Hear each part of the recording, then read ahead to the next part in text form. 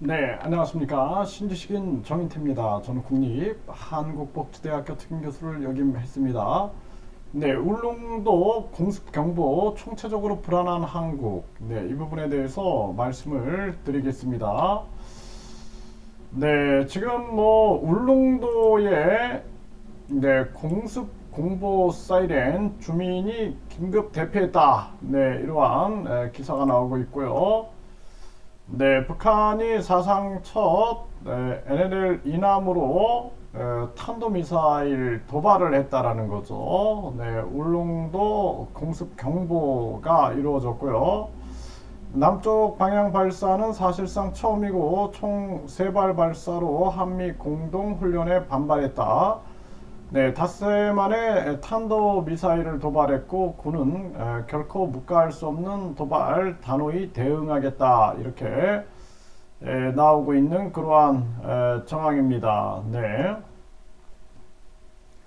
네, 아주 이제 좀 굉장히 답답한 그러한 상황이 아닐 수가 없습니다. 지금 이제 우리가 총체적으로 생각해야 할 부분들은 이 한반도의 긴장 고조 속에서 미국은 한국의 핵 배치에 대해서 전술핵 배치라든지 핵 개발에 대해서 강력하게 반대하는 거죠.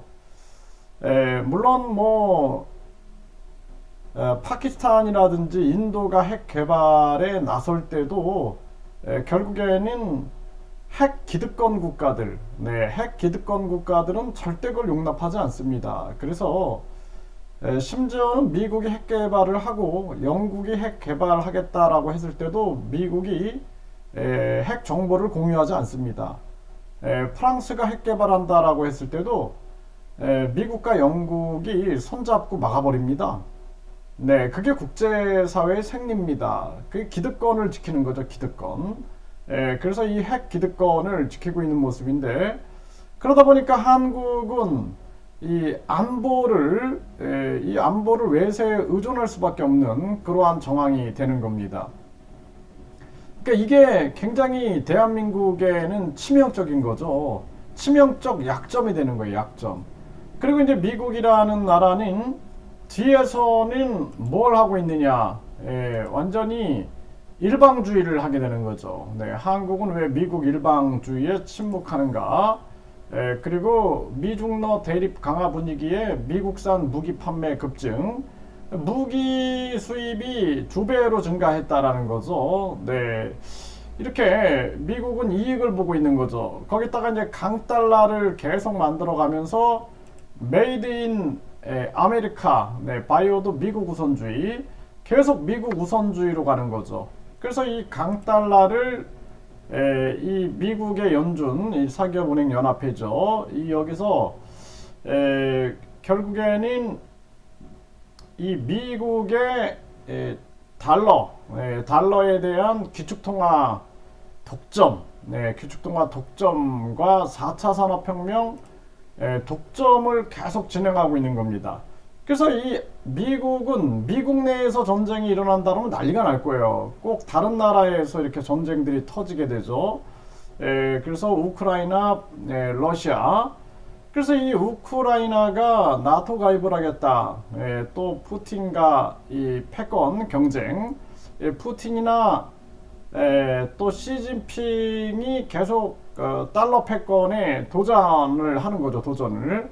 그러다 보니까 계속 푸틴, 그리고 바이든, 그리고 시진핑의 끊임없는 갈등 구조가 생겨나게 되고, 결국에 이익 보는 것은 결국에는 지배자들이죠. 지배자들. 이 국민들은 고통 속에 빠지게 되는 것입니다. 그래서 이게 참 안타까운 거예요. 사실 세계화폐가 있어야 됩니다. 그 케인즈 얘기처럼 세계화폐가 있어서 교역할 때는 세계화폐를 사용할 수 있게끔 하고, 국내 화폐는 이제 국내 화폐대로 사용해야 되는데, 4차 산업혁명의 이 화폐 패권이 디지털 화폐로 결정이 되기 때문에 이 디지털 화폐에 대한 패권 경쟁이 또 일어나게 되는 거죠. 이게 아주 심각한 그러한 문제로 가고 있는 그러한 모습이고, 이 한국 같은 경우에는 이 북한의 탄도미사일뿐만 아니라 지금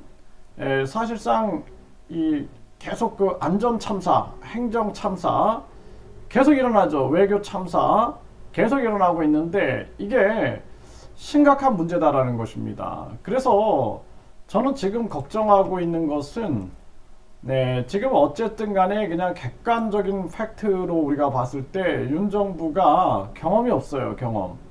그러니까 한마디로 아마추어죠. 아마추어. 경험이라는 것이 이제 프로로 가는 길인데 아마추어죠. 그러니까 우리나라 국민들이 선택을 잘못했다라고 생각을 합니다.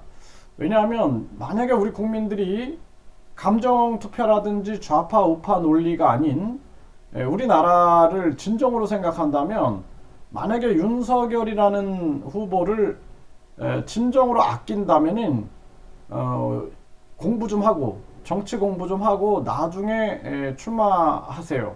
그때 찍어주겠습니다.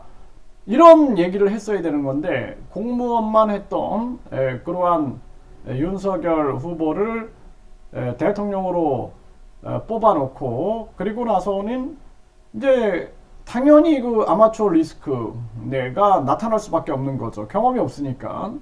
총체적으로 지금 불안한 겁니다.